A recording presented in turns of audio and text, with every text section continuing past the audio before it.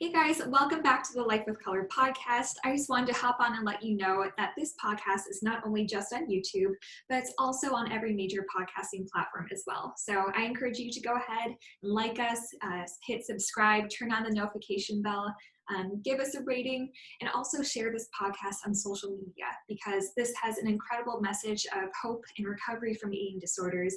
And the more people we can reach, the more that we can help and make an impact. So thank you so much for your support. Okay, well, hi everyone, and welcome back to the Life with Color podcast. I'm your host, Katie Noyen, and Happy New Year to you all. I'm so excited to be saying that we are officially now in 2021, so hopefully a lot of good things will be coming this year. And today's episode is going to be all about gratitude and mindfulness. And I have with me today a clinical psychologist named Aina Masood. How are you doing today? I'm good. How are you? Good, doing well. Thank you so much for taking the time to be here with us today. Oh, no problem. It's my pleasure. Well, before we get started, I just want to go ahead and introduce you a little bit more officially. So I have your bio right here. Anna is a clinical psychologist from Pakistan who is currently residing in Aalborg, Denmark. Passionate about mental health work and destigmatizing mental health problems, she is working towards helping individuals and organizations be healthier, happier, and more productive. She accomplishes this by working with international clients via Skype, conducting workshops and webinars with various organizations, and through research and writing. In addition to being a psychologist, Anna is also a writer, speaker, mental health advocate, photographer, blogger, volunteer, explorer, and a wife, making her way through the world and narrating the story of her life. And I actually know you because we both work for the organization or the newspaper, The International. So both of us are social media ambassadors, and you're also a writer. Can you tell us a little bit about the newspaper and what you do? Well, it's a small scale free paper for mostly for the internationals in Denmark. And it's sort of like for the internationals by the internationals. Most of the people, we do have Danes on the team as well, but it's mostly people who are expats who are working here, and they bring in their aspect or their perspective on life in Denmark. And I started with them in March this year. And that was really fast because I had only arrived in Denmark in November 2019. So it was only 5 months into me living here that I started working with the newspaper, and all of my friends were very excited about it, and so was I. And when the team found out, when the editor, Lindsay, found out that I was basically also a psychologist by profession, so she wanted the psychological perspective on things, that the psychological problems probably that expats have to go through and how they can deal with it. And we finally started working together. Like I started working with them as a writer in November. So my first article was published in December, and yeah, it's been really exciting for me. It's a new chapter in my life in Denmark. I know the newspaper, they do a lot of great things of bridging the gap between Danes and internationals. And I know when I first moved to Denmark, the newspaper was fantastic for me because it provided a lot of support in hearing other people go through good times, but also bad times, and what they were doing to get through it and stay positive and take care of themselves too. So here's a shameless little plug to anyone listening right now. It's a wonderful newspaper, and there's access online. So that's the International. So yeah, very, very cool. And Anna and I actually did an event not too long ago about the benefits and how-tos of practicing gratitude. So after we did that event, I reached out to you being like, okay, that was absolutely fantastic. And I would really love to have you on the podcast because you brought such good points. And I learned a lot myself. So I thought that listeners could really benefit from hearing what you had to say. Thank you. Of course, thank you. Before we go ahead and dive into the talk about gratitude and mindfulness, I want to know a little bit more about Pakistan because you're the first guest I've had on from Pakistan. So can you tell us a little bit about where you're from and what it's like there? Well, in Pakistan, I am from a city called Multan. It's not too big, but it's also not so small. It's like a medium sort of a city. And it's, but because of my education, I was always away from my hometown. And so whenever somebody asks me where you are from in Pakistan, it's a very difficult question because I have to actually pinpoint like this. And then I went to study there and there because I've been like all over the place. It feels like that. But yeah, in Pakistan, I think it's a very small country with a very big population. Mhm. We have around a population of 220 million, Wow. which makes up to like a 2.3% of the world's population. Okay. So it's like a very big country, and at the same time, it's super diverse. We have around 72 languages that are I spoken saw that. in one Yeah. country. I think, but even like sometimes I forget that it's that number of, and when I'm working with somebody and it comes up and I'm like, wow, Yeah. 72. I cannot probably name all of them as well because there are just so No. many. But the official language, of course, is Urdu, and the co-official language, we have two official languages. It is also English. That's Mhm. why we start studying in English sooner than other people from other non-English speaking countries. Mhm. So apart from that, it's very diverse. We have four basic provinces, and every province has their own provincial language as well. And I think we're just trying to coexist Yeah. and move forward in that regard. Other than that, if you when you talk about probably the climate or the geography of the country, um, we have all, like I like telling people about, because in Denmark I make a lot of international friends. So when we talk about the geography of the country, it's like we have everything. We have the sea, we have the mountains, we have snow, we have plain ground, we have a desert. We have everything. So Mhm. whatever you would want to experience, you can basically go there. We also have a very famous skiing resort in the north. So a lot of people from Europe and the States used to come for the skiing season.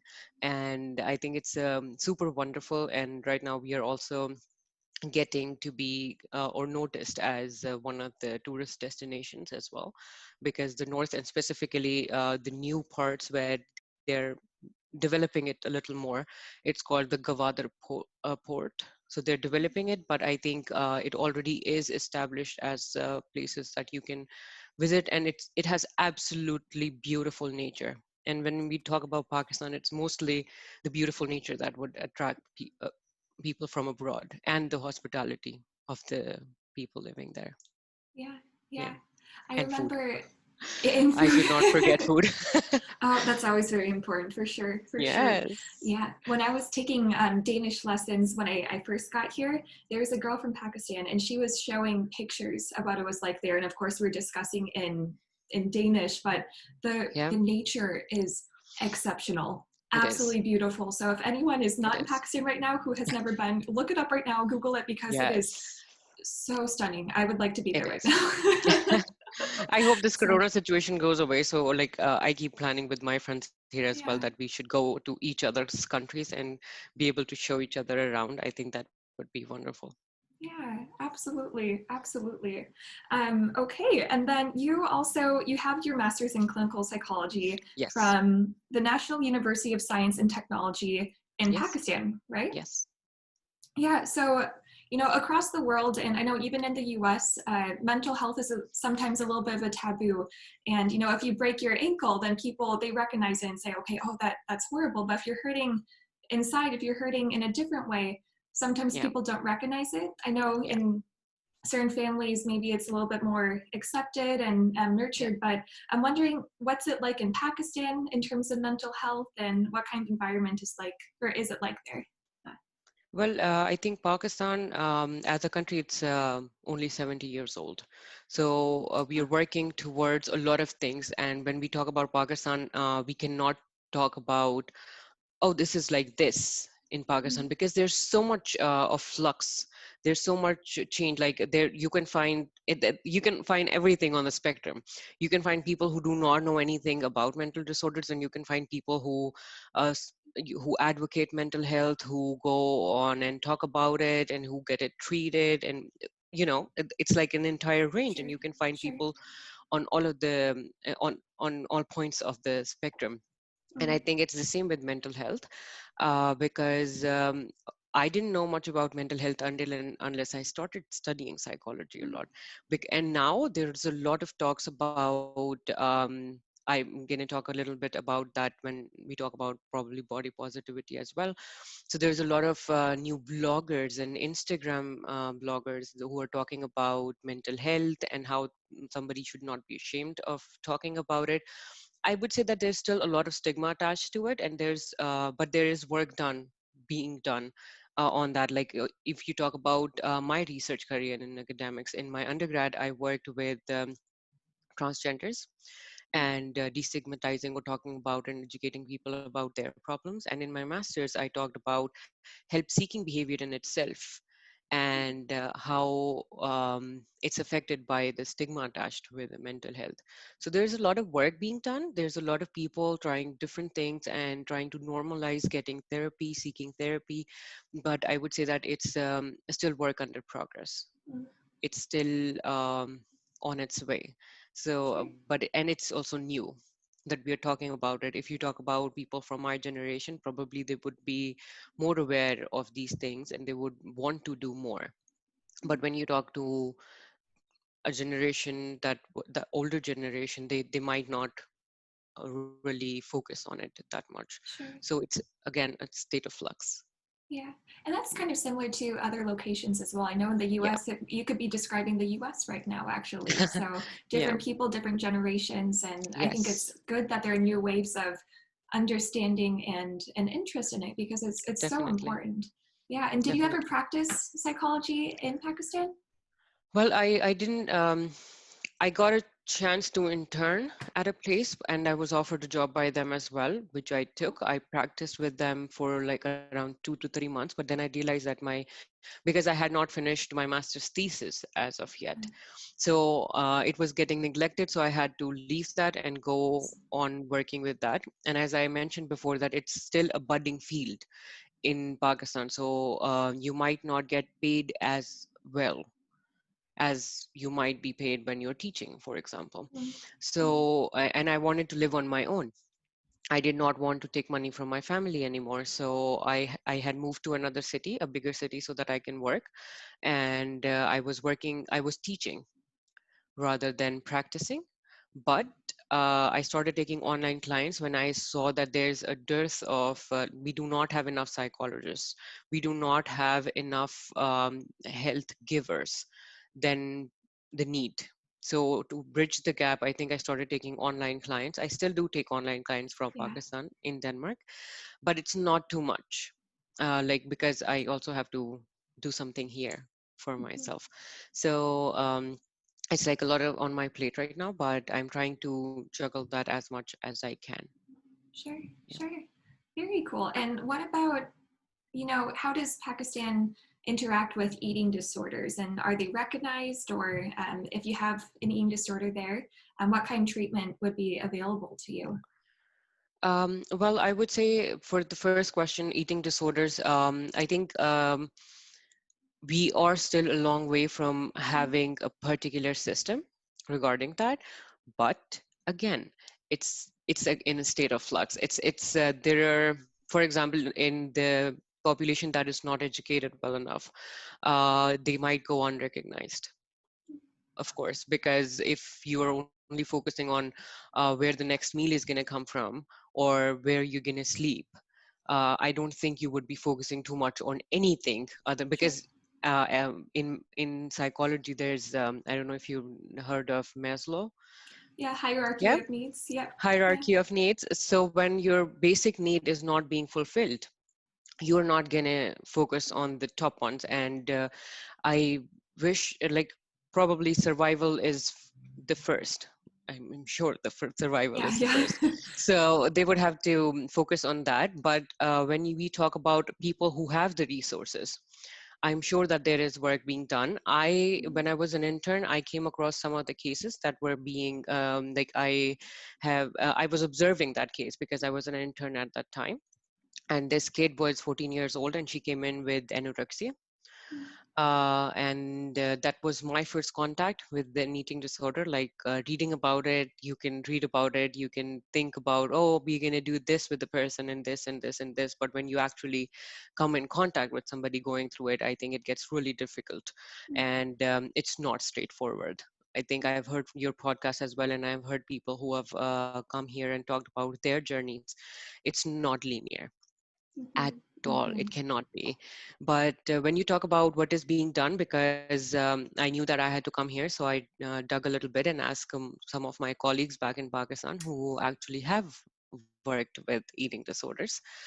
So I think they brought into and I read on it. So basically, I think the point to go with, if you talk in terms of therapy, the therapeutic techniques that they use are borrowed from DBT, mhm. dialectical behavior therapy. Other than that, there's a lot of psychoeducation, because when people come in, it's not only the kid or the, and I think it's mostly teenagers that would be coming in with these. But even if it's somebody in late life, in Pakistan, we have a very closely knit family system, so the family would be there as well. So Okay, okay. psychoeducating not only the person but also the family, because you'll have to bring everybody on the same page. And then from there on, there are art-based therapies. There are nutrition courses that Mhm, they get enrolled in, so that they learn what the body actually needs and how much of some things it needs. Because again, we are a food culture. mhm. We are foodies in Pakistan, and we have very variety of food, and we use spices, and there's a lot of oily stuff happening. So I think it's important to remember that you have to balance it all out rather than just eating one sort of food. Absolutely. And in addition to art focused therapies, I think there's also self-compassionate work, mindfulness happening, and meditation. I think that's I just told you like an amalgam of everything that happens, but of course there's a system to it, and there are institutions, private institutions, working with clients who have eating disorders. Yeah, yeah. I know one of the first guests that we had on the show was Dr. Joy Zelikovsky, and Hmm. she runs a treatment center out east Yeah. in the U.S. And she was saying that not one culture, not one society does things Yeah. correctly, and it's still a Yeah. growing and developing field. So I always think it's interesting to hear what other societies are doing to help Yes, this really definitely. painful thing. So I think it's Yes. interesting to hear what you are saying. Yeah, yeah. Thank you. So, shifting gears a little bit, kind of going along the lines of gratitude and Yep. mindfulness. Yeah, as mentioned earlier, we did a talk on that, Yes. and you had some really, really great points. So I'm wondering if you can explain what gratitude is exactly and the social, psychological, and the physical benefits of practicing it. Sure. Um, I think gratitude, when it comes to defining the word, um, I don't think words do justice. It's one of those words that cannot be explained well enough by using other words. It has to be felt to be, in order to like actually capture the entire essence of gratitude. But it is a word that comes from a Latin root, gratis, I think. And it basically, if you literally translate it, it translates into thankfulness or gratefulness. So these are the big things. For example, if during the podcast we have said thank you a lot to each other, Yeah. that's a form of expressing gratitude. And the recipient of that gratitude expression would be feeling the gratitude. For example, when I say thank you, it's not limited to me. You feel it too, and I feel it too, and it's how it's said. It's not, because of course if I'm like, oh, thank you, it's sort of detached. But when I really actually physically focus towards you and I appreciate what you have done for me, that would be gratitude. Does that make sense? The connection, the It's the experience of connection. it too, Yes, for sure. it connects people. It's a connector. And other than that, if you are doing it for yourself, then you are connecting yourself with the experiences that you have had. And when you're thanking the universe for having the things that you do, or being able to do the things that you want to do, um, you are thanking the universe and yourself for being able to do that. So it's always also inwards, not only it's not only something that you project out in the world. Yeah. Yeah, yeah. And And I what are the think, different yeah. benefits from that too? Well, I think this is something that like mindfulness and gratitude that we're going to talk about. They have been um, mostly gratitude specifically mostly spiritual rather than something that we use out of that context. But for the last 2 to 3 decades, there's a lot of work that has been happening on mindfulness, on meditation, on gratitude, on acceptance. That's where acceptance and commitment therapy comes in as well. So you're focusing basically on what are the benefits. Okay, everybody used to say, might have said, oh, you should be thankful, you should, but why is the bigger question. And then Right. when I started reading on it a few years back, that was also during my master's program, and more when I had to talk about it, or share information from a psychological perspective with people, I found out that there are tons and tons of physical, social, and interpersonal benefits that Mhm. you would be getting, because when you're saying thank you, your health is improved. Like it's linked with healing.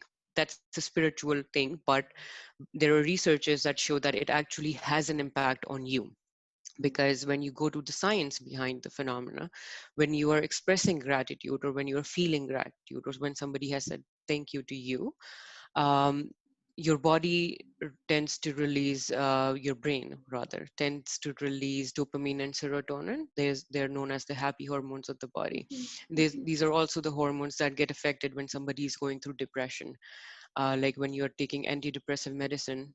Anybody, you're taking SSRIs. They are selective serotonin reuptake inhibitors.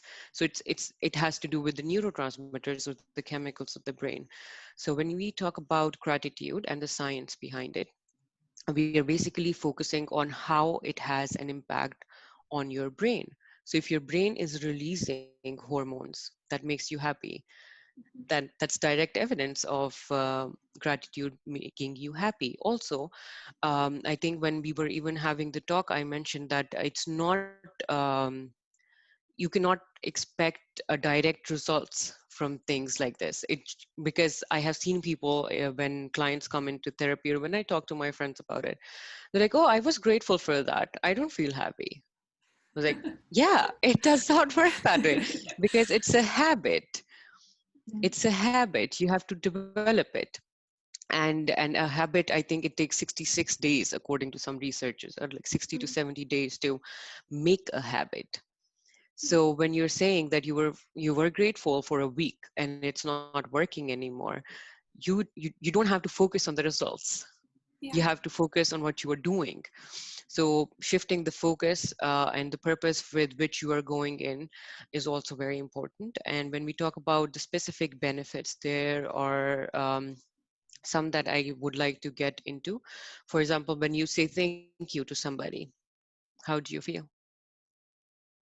You feel warm, depending on how you say it, I think. If Yeah, you have that yeah, connection, then you do feel warm. But you're right, yeah. if So, you just say it as a response, then yeah, it's a little bit more detached. You're right. it's like what intention is going in there, because anything that you do with intention, like literally anything that you do with intention, has a huge impact, Mhm. rather than the same thing being done without intention. For example, exercise. If you're exercising to get results, you're probably going to get more tired, you're probably going to get more exhausted, and you would not want to do it because it's torturous, right? But at the same time, if you're having fun with it, you're dancing around, that's also exercise. If you're walking around, that's also exercise. You don't have to go to the gym. Yeah. You have to make it fun. And if it's not fun and if it's not intentional, then I think it would lose the purpose. So coming back to, you said you felt warm. Yeah. So when you say thank you feel warm, you feel cozy, and it helps the communication flow as well, because you're connecting with the next person. So when you connect, you are at the same time, there's a personal gain, that is, you are feeling a little better, and you're making somebody else feel a little Mhm. better, that and that would help you guys connect. Mm. And I think I would like to share here something that we used to do at our place when I was thinking about talking about gratitude. I think this was something that came in mind as a kid. We had a thing in our when we were kids. I have 5 siblings. We were 5 siblings, so Oh, that's like a wow. big family. Yeah. Yeah. So whenever my mother would make something special that is out of the ordinary, uh, we would thank her before we eat. So it's like, thank you, mom. Thank you, dad, for bringing in the stuff. And everybody who had Yeah. pitched in a little bit, we would thank. And this was something that just started happening. Like my father started to like, oh, you should thank your mother because she cooked the food for She you. spent all this And I time think, doing this. sorry? Oh, she spent all this time preparing this Yeah, meal. Yeah, yeah. yeah. And I think at that time we did not really grasp the um, impact that that little Mm. thing could have. And then it became a thing. Whenever somebody would, for example, when I started cooking in the house, trying out different dishes, everybody would thank me, and it would make me feel really Oh. special. Although even if didn't taste really nice, but I got the thank yous, I got the praise, I Mm. got the appreciation that I needed, and that became a thing. And I remember that other people were not able to understand that because it's not something that people generally do in our close family. I'm not going to talk about the entire Pakistan because again, it's very varied for everybody. Right. But in my extended family, that wasn't something that they do, and that they would look at it as like they started making fun of us in Oh, that regard. seriously? Yeah, we were made fun Okay. of that. Oh, look, they just thank each other for weird reasons. She had to cook, she cooked. What's the big deal in that? And I think it never bugged us because it was an internal thing that we used to do. And when now I think about that, me and my husband sort of have that as well. When he does the dishes, I thank him. When I cook, he Yeah. thanks me because I do not like to cook that much. But he Same. always he Yeah. always makes the point of going out of his way and remembering to thank me for making a meal for the both of us. So I think it's always better to be able to connect with each other that way. It's always nice. Also increases your how do I say that, self satisfaction. It enhances mood, Mm. as we talked about the two hormone neurotransmitters related to it, and then increases self satisfaction and your community sense Sure. because you're giving back.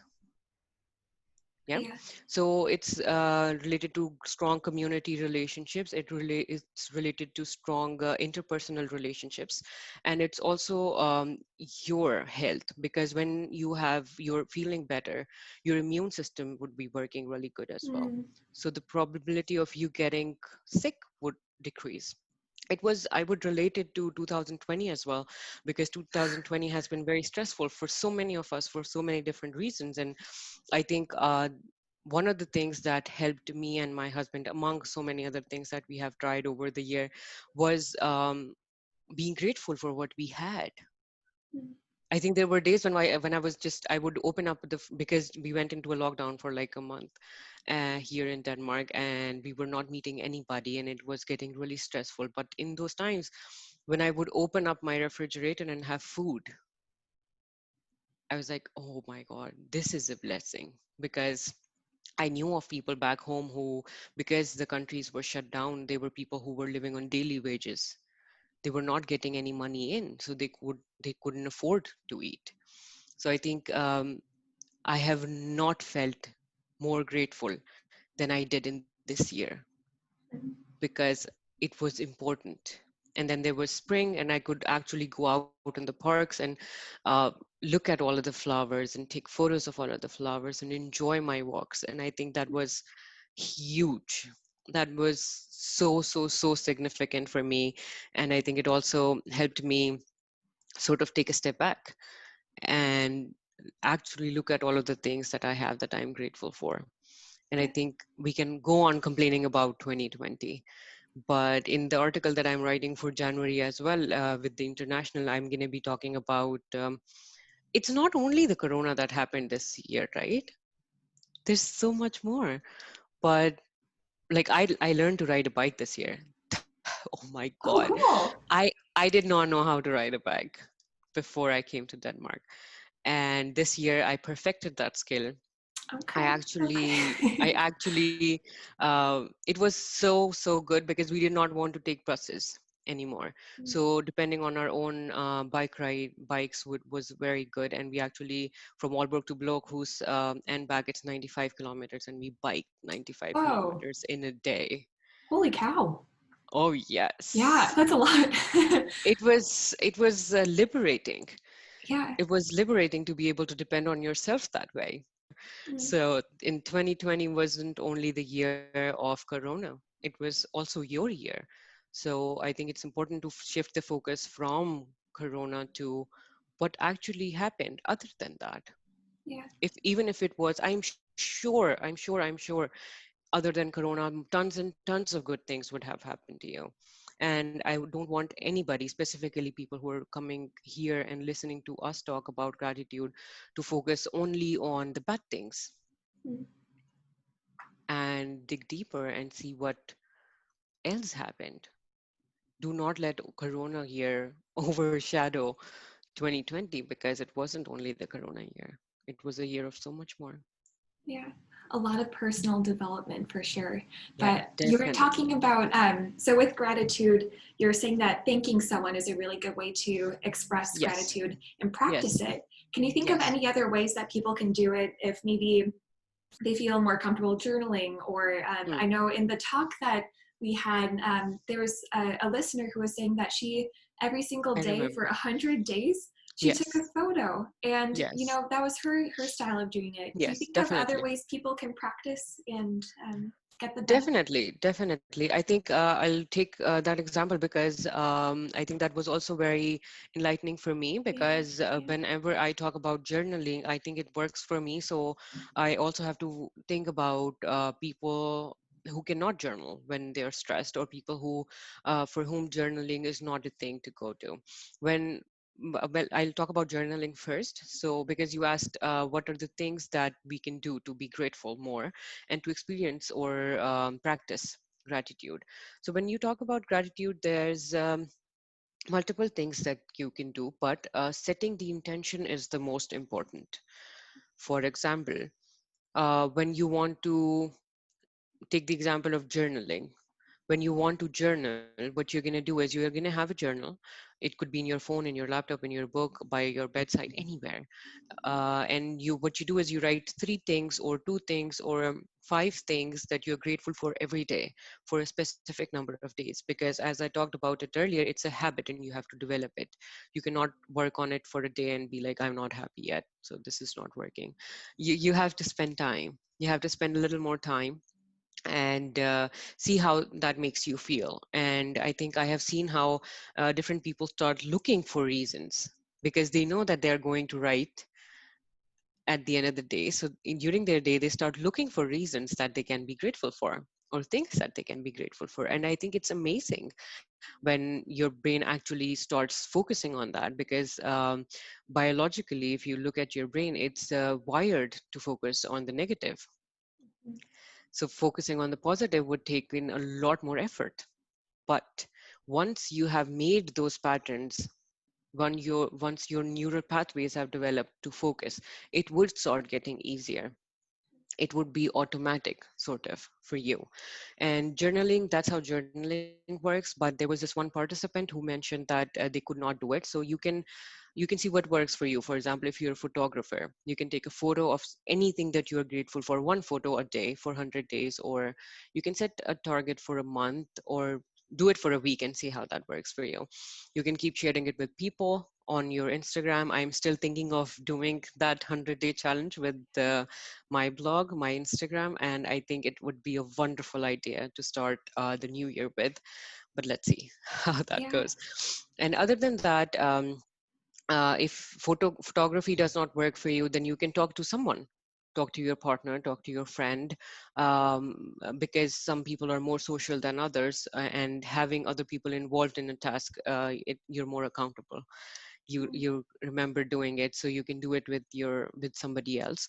um, what else can you do? You can swap your sorries with your thank yous. I think that's something we also talked about.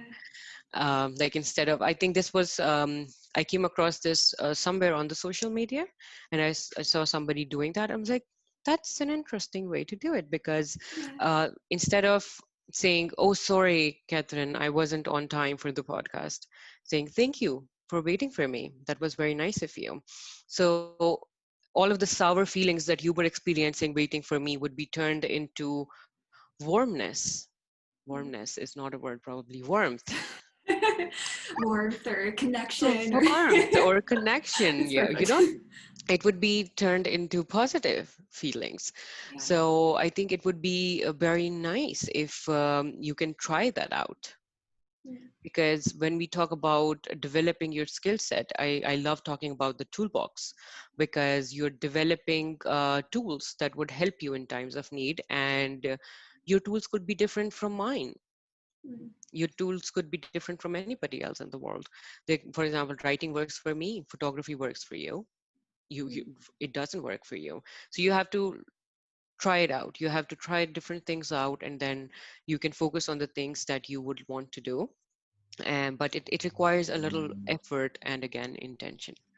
Yeah, So yeah. And in the past, I've heard something that really helped me understand the hmm. pathways idea. And Okay. basically, it's like I picture a beautiful Danish field, and Yeah, maybe the first time you walk across it, there's no path. And that's yeah, the same with the brain too, because if you're, it's definitely. easiest for you to be negative. We're wired in a Yes, way for survival, like you were saying. yes, But the more you walk that path, the more you take a different one, that path is going to get worn out. It's going yeah, to, present itself a little bit more easily. So then it makes it yes, easier for you to continue on that line of thinking, continue to look for the good in the world, or to yeah, practice gratitude, that kind of thing. And that explains why it's yeah, so hard for us to stick to things if yes, it's just in yes, the definitely. beginning. Yeah, Yeah, it's a yeah, wonderful example. It's a wonderful example, and I'm sure I'm going to be using that to explain yeah. you your pathways more, because it makes so much sense. When you're going through a field for the first time, it would be difficult for you to walk through it, and it's the same with the trying out something new. If you know how to bike, or if you know how to drive, remember the first time you were doing it. Oh my gosh. It took me 4 times to get my license. So it took, Oh wow. but it Yeah. worked out with Yeah. practice, with going through the With field. practice, with going through the field over and over Yeah. again, I think it can happen. Yeah. Yeah, absolutely. Absolutely. Very cool. Now, you kind of touched on this with intention, and I Mm. consider that kind of another way to say mindfulness. But I know when I Yes. was in treatment, a lot of the things that we talked about had to do with practicing gratitude, or to Okay. be mindful of these things, or to Hmm. set intentions. Can you Hmm. talk about how they differentiate from each other? Are they the same? How can you, make that difference? Well, I think these are very closely knit, Hmm. as we can say they go hand in hand. When you Hmm. talk about mindfulness, mindfulness is basically non-judgmental awareness of the present, non-judgmental awareness of your thoughts, of your feelings. It's just being aware of what is happening and not wanting to change it, if that makes sense. For example, oh, I'm feeling uncomfortable in this dress. I should go change. But mindfulness would be, oh, this is uncomfortable. Hmm, how is that? Sitting with Yeah, it. yeah. With it would be mindfulness. And gratitude, I think it stems from it, because if you're not mindful of the things that are happening to you, of the things that you're thinking about, of the things that are coming your way, you it would be hard to Mm. be It would just grateful. pass you by. Yeah. It would just pass you by. It's like the present moment, and the present is called the present for a reason. Mm. It's a gift. It's the only thing we have. We do not have the future. We do not have the past. It's all gone. What we have is the now, and trying to bring ourselves or our awareness back in the now and just feel it is mindfulness, if it makes sense. I think I did have something. It's basically non-judgmental awareness, and it a lot of researchers talk about it as a loving and kind awareness. because it's also awareness that you're in pain right now, but that's not nice awareness. Mm. But focusing on how your body is feeling in the moment and being gentle with it. When and I think also meditation stems from here, like mindful meditation. When you talk about meditation, it's sort of an advanced form of mindfulness when you're actually disconnecting with your surroundings. But mindfulness could be varied, and it could be so much, but at the same time it could be also so little, Yeah. because it's just you coming here, but with a loving and kind awareness of something happening and not wanting to change it. Mhm. And again, it also needs some practice. Yeah, yeah. Yeah. I know that in the talk you had also brought up something called tiny miracles. And I thought a Yeah. lot about this actually because you were talking about how, like, okay, you could go and walk through the town and, Danes are a little bit more reserved. And so, Yeah. I like to kind of fit into the society, so I'll look down too. But then you miss that connection. And so you were Yes. like, okay, Katie, how about challenge yourself to like smile at people? And Yeah. so I've been trying to do it a little bit more.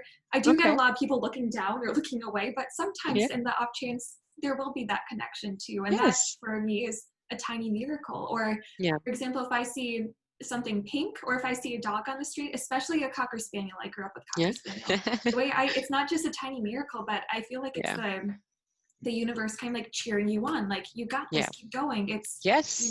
it's It's, positive. I It's a think tiny it's the miracle. little signs that we miss, and I do not believe miracles to be magical things that would happen to us someday, and they already Yeah. haven't happened to you. I think miracles happen to us, to all of us, like literally every day. And if you are mindful of what you are doing in the moment, I am sure that you would be able to focus on the miracles. Mm. And it could be sometimes. In that way, I think I'm a little weird person, because when I'm really down in the dumps, just looking at the sky makes me happy. And it could be the gray sky in Denmark. Oh, okay. I was just going to clarify because that makes me very sad. Because So, I think I just connect with the sky for some reason. Whenever I look up, there is always, always, always something that gives me the hope and the strength that I need to go through whatever I'm going through. And I was talking to somebody yesterday, and they said that for them, they make sure that they have things that they can connect. For example, they love the ocean. mm, So when they're working or they're in an office, they have the background of an ocean, oh, or they have ocean sounds going on, or in the background, so that they can focus on work. And somebody said that their youngest daughter is full of energy and happiness. So they always have her picture on the table, how cute. smiling. So it could be it could be anything, and Mm, sometimes things find their way to you. mm, Sometimes it could be a dog when you're passing by on the street. Sometimes it could be a sign. Sometimes it could be really being able to read a Danish sign and understanding what it means. You know, for sure.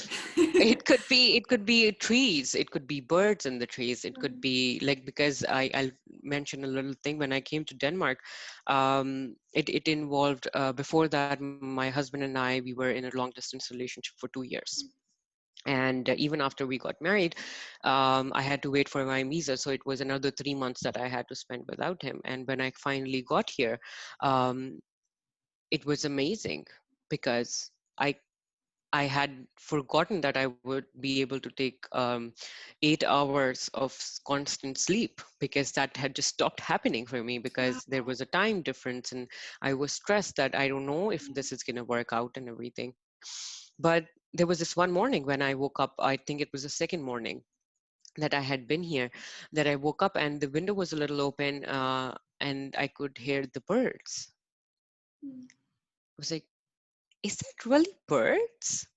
Because I had not heard the birds, because my sleep was so disturbed Ah, that I would not be able to wake up on time. And that was probably 6 in the morning, and I was awake and I could hear the birds. hmm. And And you were that, aware of them. You were more mindful because you didn't have the cloud of yes, something else over it. Wow. yes, definitely. And I was more aware of the fact that, oh, I'm like, wow, Yeah. And it, to me, it felt like them greeting me into my new life. It's Oh, also the a meaning that tiny what you would give miracle. to your miracles. Yeah, Yeah. absolutely. So, and I think it could be different for you. If you're not a nature person, it could be anything technological for that happens for you during the day.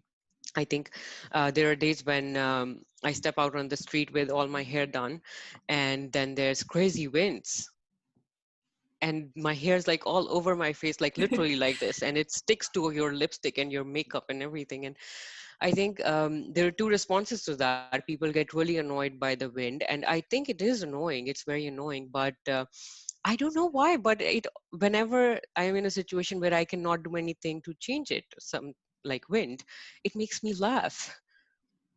I laugh So at lucky. the helplessness that I'm feeling at the moment, and at the same time, I think it comes from the acceptance that I can't do anything. Yeah, So it is it like it is what is. it I is. can rather frown on it, or I can just let it be and Yeah. enjoy. So I think that also comes from my father, because he keeps saying, whenever because I lived in hostels, like, or away from home for 8 to 9 years before I got married Okay. and moved here. So I was Okay. living with my family all the time. And whenever I would have a short call with my dad catching up, at the end he was like, okay, enjoy, have fun. That was like his goodbye statement, and I think it stuck. No. It stuck real hard. And I think he was also the only one when I would be stressed about work or studies or anything, that it would be him reminding me that it's okay. He would be like, go to sleep, it's okay, Yeah. you've done your best, go to sleep. And I would wonder at that time, like, how does he not understand that I'm so stressed and I have so much to do, I cannot sleep? But then I also reflected on it, and I realized that if I do not sleep, the portion of work that I've already done would be lost as well. I would not be Yeah. able to focus. And I think it made so much sense, and it comes from him, Mm. that I think all of us, all of our siblings, have experienced that, because that's his tagline. It's like, enjoy, take it easy, have Yeah. fun. We all need someone like that in our lives. And for anyone Yes. listening, this is your friendly reminder to take care of yourself, know that you can have fun, you can sleep, Yes. and yeah, Yes. your health is important. So Yes, I love definitely. that. Yeah. Definitely. And kind of wrapping things up a little bit Hmm. too, I know we've talked a lot about gratefulness or mindfulness and practicing gratitude. I know that I Hmm. want to take Hmm. that into the new year.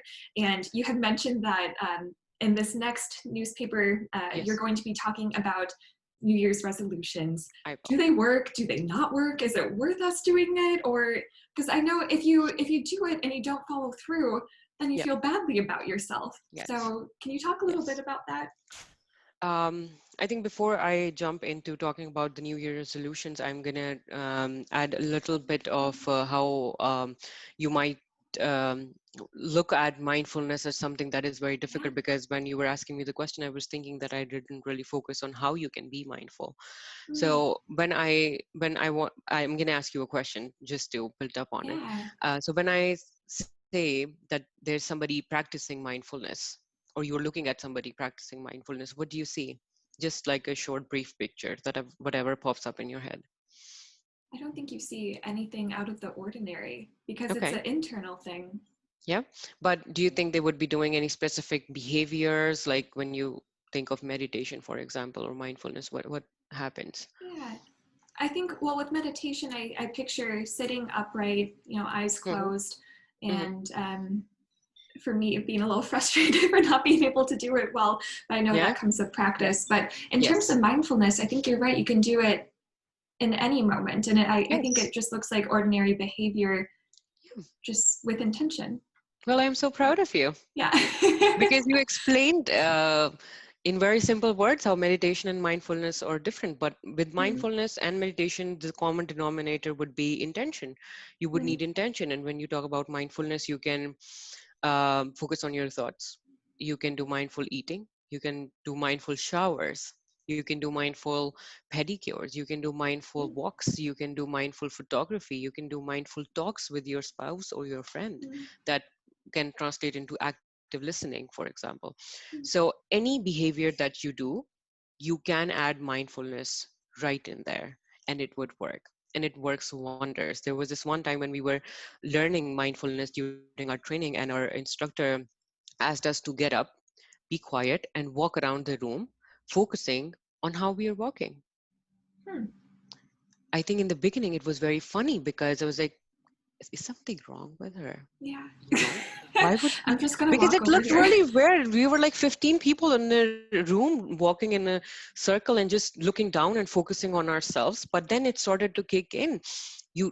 I had never before focused on how my feet felt when I step No, on the floor. no So kidding. that was something very, very, very important that I learned, and I think it was important for me to mention it here so that Yeah. the listeners can understand that it's not something that you need training for. Somebody else does not have to guide you. It's you. Just bring yourself and your awareness back in the moment and see how your body is feeling right now, how different body Mm. parts are coordinating with each other. What are the thoughts going in your mind? Mm. Everything, and just be able to accept that, oh, this is how it is in this Yeah. moment, and not wanting to change it. I think that's the basic thing. Yeah. Mindfulness is very fun to practice. And there was this one time where we actually did mindful chocolate eating in one of our trainings. Ooh. Hmm. Gosh, I bet the flavors really came out then in different Yes. ways. Yeah.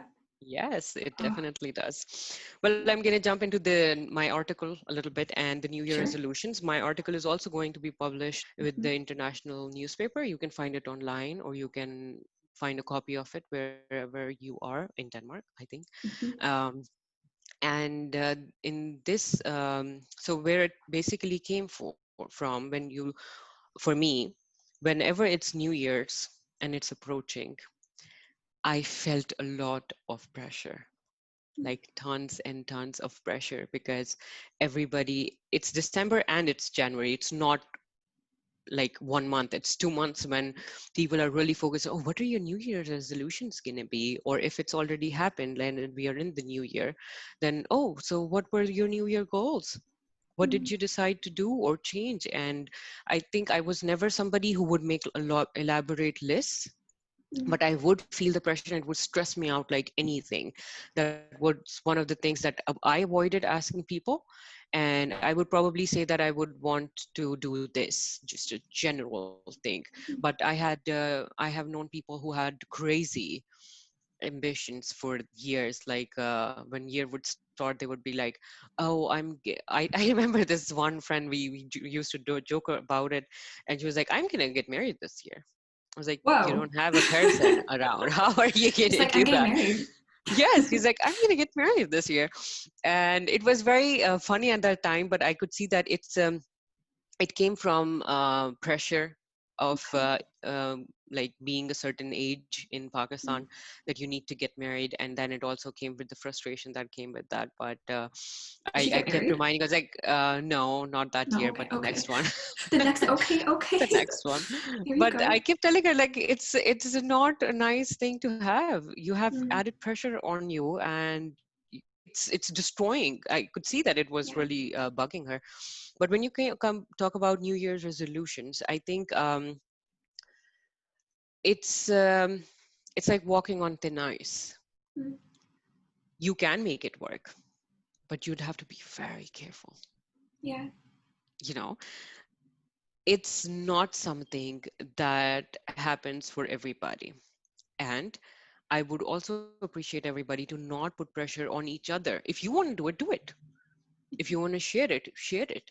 But do not ask other people what their New Year resolutions are, because if they are already excited about it, they might talk to you about it. But if they are not mentioning it, they might not have them. And you asking them puts them on a pedestal. Like, you should have New Year resolutions. And I Mm. think it generates a lot of stress, specifically in this difficult year that we have had, and the difficult holiday season for so many people who were not with their families. It's important to remember to be kind to ourselves and to other people. Yes. Yeah. You can commit, but again, as I talked before, that habit forming takes a lot of time. And in the article, I think I also mentioned that when we are making New Year goals, why do they have to be New Year goals?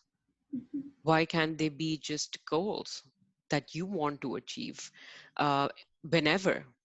You cannot limit yourself in years or in time, because it's abstract, and it depends on you, and there are so many things that could go the other way. So having a Mhm. wiggle room is important. For example, if you really wanted to make New Year goals or goals for yourself, what you can do is be a little more educated and smart about it. So when you talk about goals, I think there's a lot of talk about around smart goals. Yeah. Like, Yeah. you have to make your goals specific, they have to be measurable, they have to be achievable in a specific time span, and then you also have to be reasonable and realistic with the goals. That basically means, what I think I would want the listeners to think about a little is, if you're making goals, first thing, identify why do you want this goal to be yours, and then move on to, okay, you have the answer to that, then break it down. And I think putting that plan of action in front of you is also important. And what people do is, they do not have that wiggle room, and once you fail, so your mind is like, oh, so you cannot achieve the goal anyways, Mm.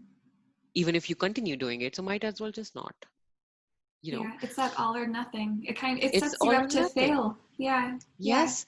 And then you don't continue with that, so you are, instead of increasing your chances of succeeding at something, you're increasing your chances of failing.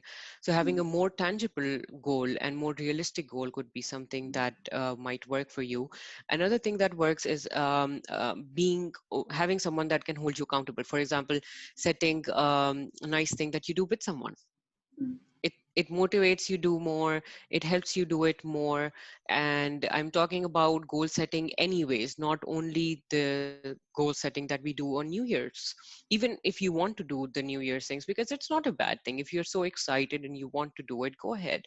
But be more educated with how goals actually work, what works for you, because again, it could be different from what works for everybody else. And I think what 2020 has taught us is the uncertainty, and how so many of the things are not in our control. So if your goal is, Yeah. oh, I'm going to travel as much as I can, I'm going to go around the world, that Be might not be a realistic. very very wise goal to have.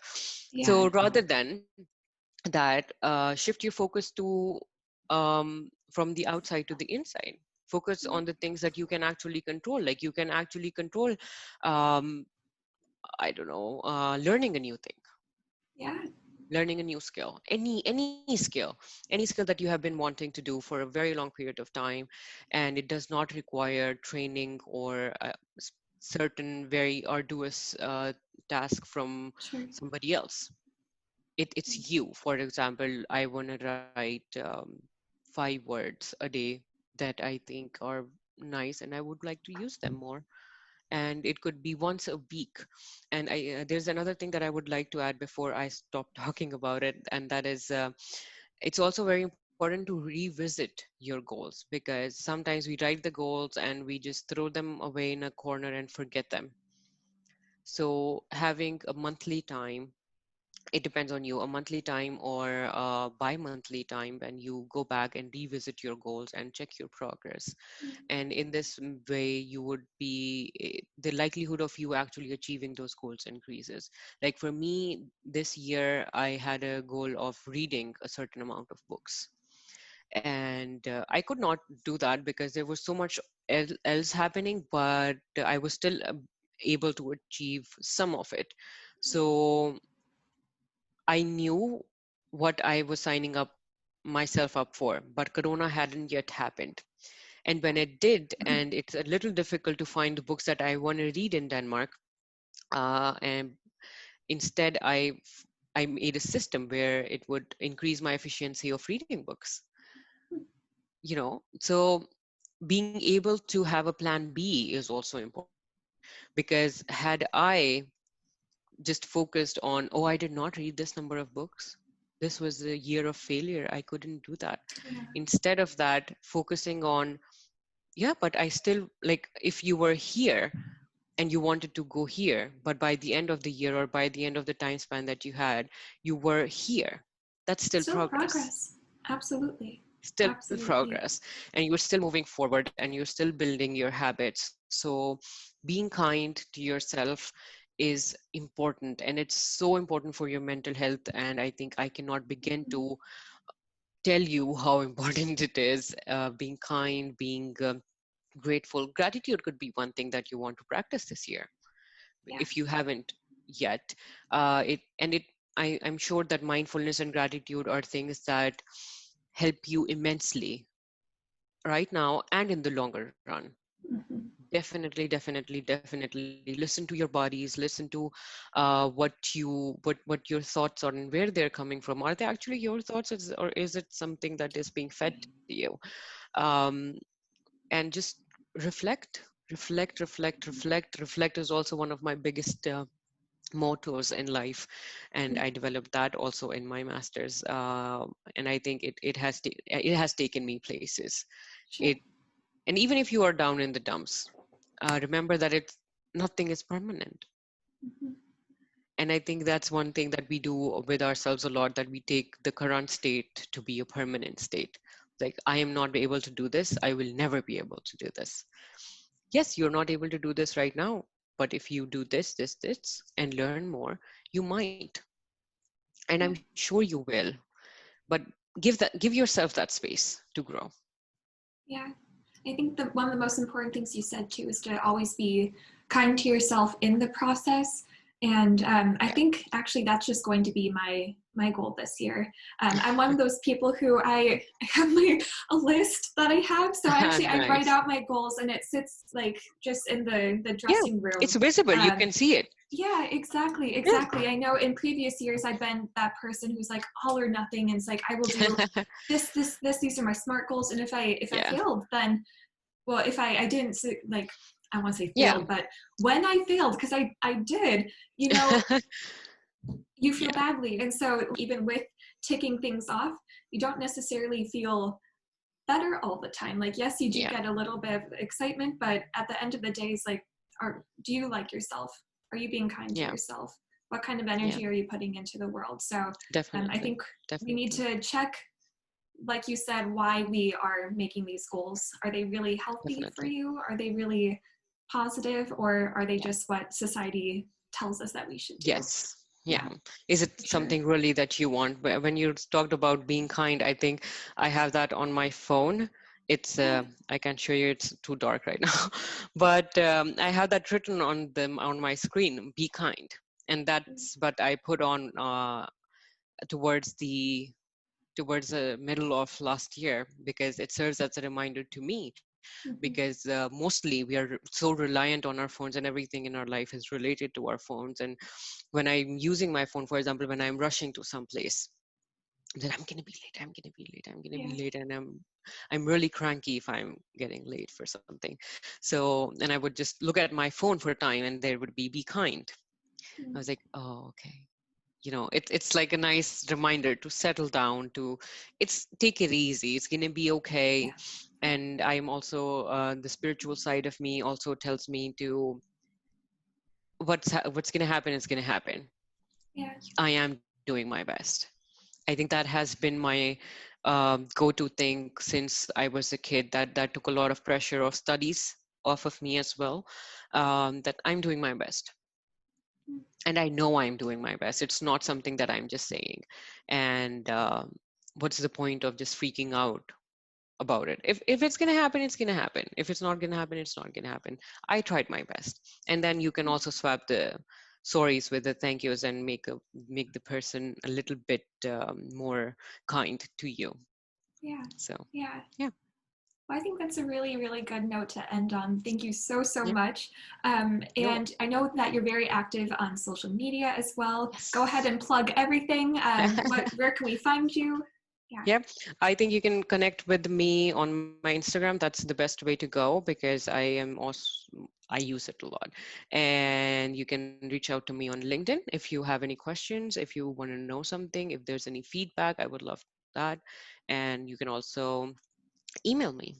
I love receiving emails from people. So that could be anything. And I'm sure we would be able to add in the links. And yep, Yes, everything will be added down below so you guys yep, can reach out if you'd like. But overall, thank you so much for talking you're on the welcome. podcast today You're and welcome. sharing your knowledge about gratitude and mindfulness and everything in between. So thank you so much for your Thank you. time. Thank you Yeah. for giving me the opportunity. I think when you reached out to me, it was like, oh my God, this is going to be so nice because I Oh, always love to connect with people, to share the information and knowledge that I have with the wider audience. And this gave me an opportunity to do that. So thank you so much for bringing this my way. absolutely. Absolutely. Fantastic. Well, enjoy the rest of your day. Take care. Go look at the sky. And yeah, we'll talk soon. Thank you. Thank you. Bye Yeah. bye. Bye.